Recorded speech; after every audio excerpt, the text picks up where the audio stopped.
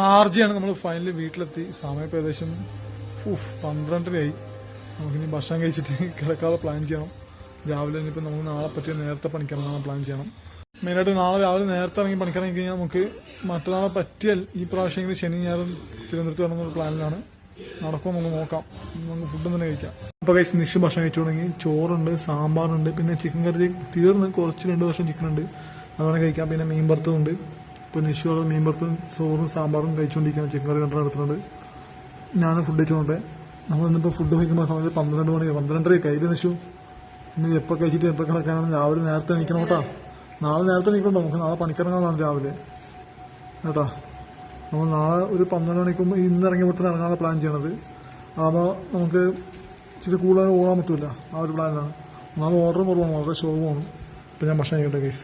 ഇങ്ങനെ ഫൈനലി ആദ്യം ഭക്ഷണം കഴിച്ചു തുടങ്ങി. അനിയത്തി സ്പെഷ്യലായിട്ടൊക്കെ മീൻ വറുത്ത് ചേട്ടനെ വെച്ചിട്ടാണ് പോയത്. എങ്ങനെയുണ്ട്?